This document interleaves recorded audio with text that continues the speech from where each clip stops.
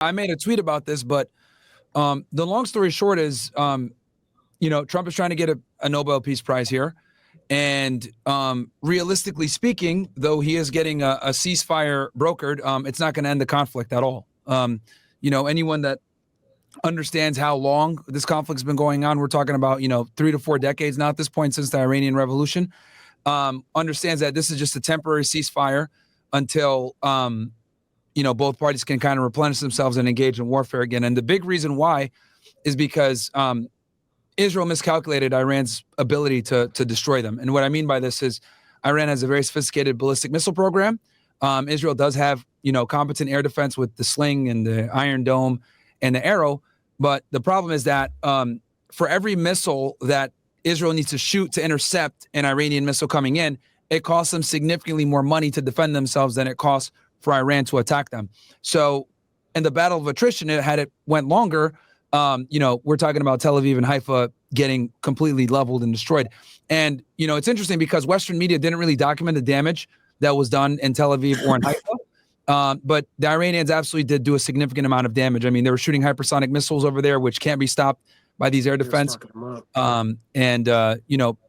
They did quite a bit of damage. But the thing is that a lot of people don't know this. There was a blackout thing put in place by the Israeli government where the press could not take video or pictures of the damage because that would allow the Iranians to get more precise coordinates so they can be more accurate with their next attack. So Israel had like a big censorship program that they were pushing where they didn't want the journalists and the media to publish. Obviously, video still got out there, etc., but they were suppressing it. Now, with that said, I do want to say also that Israel did a very good job of damaging Iran's capability to defend themselves as well. They ran a Mossad operation behind enemy lines. They were able to go ahead and destroy a good amount of their air defense, jam radars, launch drone attacks. So they did a significant amount of damage to Iran as well. But if we were, the longer the battle would have played out in that mode where it was Israeli airstrikes followed by Iranian missiles towards Israel, Israel would have lost that fight because it cost them significantly more money to defend themselves than it cost Iran to attack them.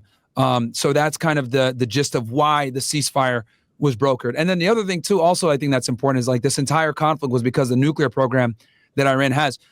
There's credible info out there that Iran moved a lot of the critical infrastructure when it comes to enriching uranium to 90% and getting the weapon well before the United States attacked them. So, and I wouldn't be surprised if Iran didn't have other facilities or they didn't have a nuclear program somewhere else, maybe even in another foreign country ally where they're running their program. So, a lot of this was smoke and mirrors. A lot of this was, show of force, etc.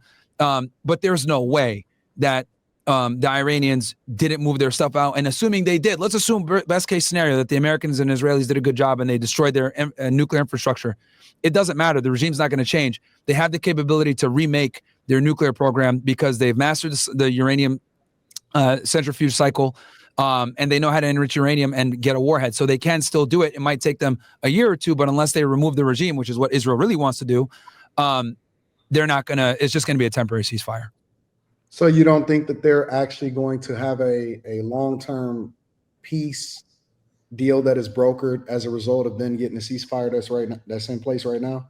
No way. And the reason for that is because Israel wants a regime change. Benjamin Netanyahu and the Israelis will stop at nothing to get rid of the Ayatollah and try to topple the government. Now, what they were hoping when they did their operation 2 weeks ago was that they would cripple the Iranian infrastructure, the higher-ups, make them panic, and then that would create the opportunity for the separatist groups within Iran to overthrow the government. But what actually happened was it backfired. The Iranian people got behind the Iranian government because even though a lot of them don't like the Iranian regime, they hate Israel more. So Israel's attempt to, divide the civilian population actually backfired because, keep in mind that when they got attacked while in the middle of diplomacy with the United States. And the attack was a sneak attack, and it was obviously very severe. So Iran took that as a very big attack against their national security. And since they were attacked first, the people rallied behind the government to defend themselves. And that is why people took to the streets after Iran was attacked and said, we need a retaliation towards Israel. And they did it within 18 hours, and they hit them pretty hard. Obviously, the media covered that, but both parties did a significant amount of damage to each other, for sure. What do you think the long-term result is, if you had to guess, based off of what you see happening right now?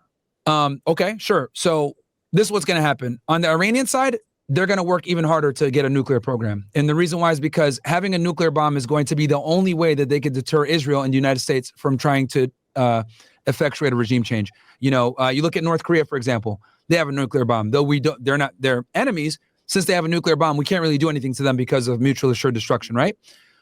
So I predict that the Iranians are going to work towards getting a nuclear bomb even more so now.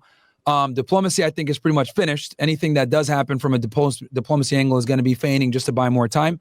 And I think with the Israelis, they're going to, heavily leverage and lean on their intelligence assets like Mossad, Oman, etc., to try to impose a regime change from within.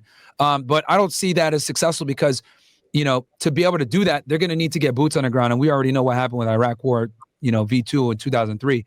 So the Israelis want a regime change, and they're going to try to leverage their intelligence agencies to do so. They got Mossad operatives already calling people in the Iranian Guard at the high level saying, we're going to kill you if you don't, defect with the Iranian government, etc. So we'll see what happens. But that's what I predict the next two, what each party is going to do in the next few months, given the ceasefire. What would you grade Trump as far as his job in office as of right now for the 6 months that he's been in for a second term? The foreign policy has been bad. I'll be honest. I can admit that I voted for Trump, and a big reason why I voted for him was, I didn't want any new wars. But obviously the Zionist lobby is too powerful in America, and they pushed them towards this conflict. Anyone that tells you otherwise is just lying. And that's the problem. A lot of these political commentators on the conservative side, they're owned by the Zionist lobby. They run the media, whatever. We're on YouTube, so I'll keep it there. But, when it comes to the foreign policy, so he didn't negotiate the end of the conflict with Russia and Ukraine, right? And this is why he struck that mineral deal with Zelensky, because he understood that we're spending a ridiculous amount of money supporting Ukraine when they're losing. They lost like 1 million soldiers now at this point. So he's like, you know what? If we're going to continue to support you guys, we needed to get some of the revenue from the minerals. So that's why they kind of struck that deal. We're still giving them aid because he doesn't see, a conclusion to the situation within the next few years. That's why I think he brokered that mineral. That's a longer term deal. That's hoping that we recoup, assuming that we then at some point actually end the war with Russia, right? Absolutely. Yep. It's exactly, that's precisely what it is. It's to recoup the money that's lost so that while we continue to aid them, we don't go in the hole as bad. I guess Trump kind of underestimated how bad the situation was, thinking that he can broker peace, saying I can do it in 24 hours. It's Russia's winning the conflict. So the United States and Ukraine has to make a lot of concessions, and Zelensky is pretty delusional with some of his demands with Russia. And then as far as, this conflict in Ukraine, I would argue that brought us back, this conflict with Iran, that brought us back a step because, Iran and Russia are allies, and this is going to, make it even harder for peace talks with Ukraine and Russia. So I think him even being involved with a limited sense with just bombing the nuclear sites, I still think that was a bad move towards diplomacy, not just on the Iranian front with the Middle East, but it also did set us back a bit with the Russia-Ukraine conflict as well, because right after this conflict happened, the foreign minister of Iran actually met with President Putin to discuss strategy. And whenever they say strategy, that means military, nuclear bombs, and intelligence agencies every single time. Okay. So what's next? What do you think is next as far as because of course, obviously they saying that the ceasefire is holding up. It hasn't even been 24 hours, but the ceasefire is holding up so far. So you think that confusion where I guess a rocket got across after the ceasefire and there was a bunch of anger and stuff like that. And Trump was really pissed off this morning because they almost resumed the war. I'll say this, Israel breaks ceasefires all the time. They did it with Lebanon and Hezbollah. They did it with Gaza and Hamas. They should have been they should have been done with the conflict in Gaza, but they pulled out of the ceasefire there because there was a 3-part deal with it that Trump negotiated, but Israel only completed the first part of the deal and then ignored the other ones. That's very important to know that the Israelis typically don't negotiate for ceasefires unless they're losing or they cannot continue the warfare that it is. So the only reason they agreed to this ceasefire is because they knew the longer that the conflict would happen, Iran's missiles will start to pierce more and more into their airspace. And we're talking about the destruction of Tel Aviv and Haifa. So that's why they agreed. But I think that they're going to take this time to rebuild, get more money, replenish, and then start another conflict with Iran. There's no way at this point that they're not going to continue to push for regime change. And I think Iran on their side is going to work even harder and more aggressively to get a nuclear bomb to defend themselves, because it's very obvious now at this point that regardless, they're going to consistently say, you guys have a nuclear bomb. So they might as well get one now to actually deter, because the whole purpose of nuclear weapons isn't actually to destroy other countries. It's to show that you're capable of destroying other countries so they don't destroy you. Yeah. Let me ask you a personal question, Myron. Yeah. You really in your bag when it comes to world issues, political issues. Obviously, we've seen the defense rest with the Diddy case, and so you were really engaged when it came. Yeah, I was just covering that just a second ago. Yeah, you really involved in that. Where do you see yourself going as a content creator? Because you left out one. Almost like, huh? You left out one. What do you mean? You left out stupid women. Well, no, but see, that's the question that I'm asking, is because I see you continuing to evolve as a content creator, in which you're covering way more subjects, and it's almost like I see you doing a lot of in-person debates and having conversations with people that you give the opportunity for people to be able to come up and express their thoughts, whether it's about politics or whether it's about relationships. Where do you see yourself evolving into as far as a content creator? That's a good question. I've thought about this. I think for me, I think being diversified is really the best way to avoid stagnation. Many know that I used to work in law enforcement, which is why I, have the interest that I have when it comes to criminal cases, especially at the federal level. I mean, hell, the people that are running the case against Diddy right now is the agency I used to work for. So I'm very familiar with, the way they do their investigations and the squad that ran the case and everything like that. And then on the other side, right, I'm really interested in, politics and, foreign affairs, especially when it comes to the Middle East, because my thing is I'm a hardcore American patriot, right? I'm a very big nationalist. I think, America's the best country in the world. And, I love this country. I've served this country, put my life on the line for this country. And I think for us to address some of the problems, I think one of the biggest problems we have in America is that we are occupied by a foreign government that runs our foreign policy. And for people to understand this properly, you must understand Middle Eastern foreign politics, because once you understand Middle Eastern foreign politics, then you can understand how our country is being subverted for the bidding of another government. I saw someone in your chat said that I'm an Islamist. No, I'm just a realist and a pragmatist. And the problem is that in Western media and in American media, up until recently, we haven't been told this information, or we haven't been told the truth about how our foreign policy really works. And the reality is that our foreign policy is run by a small group of people that have ulterior motives that might not necessarily be America first. A lot of people like to say, oh, I'm an America first, America first.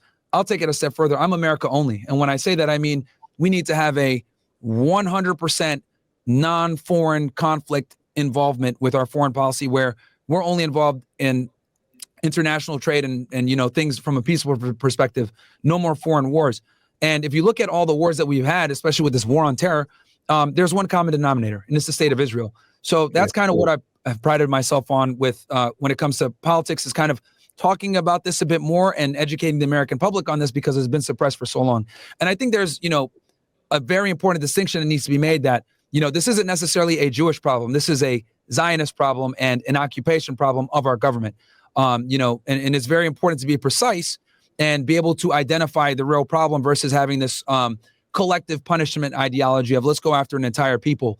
When in reality, a lot of the Zionists are evangelical Christians. There's a lot of Jewish people that are, that talk about these problems, like Max Blumenthal, Glenn Greenwald, comic Dave Smith, Norman Finkelstein. These guys are all Jewish, and they've been speaking about the atrocity that are going on with our foreign policy. So I think it's very important to be very specific and talk about certain topics and talk about it in a way where you can educate the people and give them a different perspective on that. So that's those are some of my interests and kind of why I go into them. Obviously, the true crime stuff, because what I used to do, the foreign policy, because it's something that we don't educate the American public about more. I think a lot of Americans don't know what their government is doing with our tax dollars and doing a bunch of bullshit. And then, obviously, debating the women, that's something that I do all the time as well, too, because something that a lot of guys can identify with, right? With the fuckery of modern women. So, yeah.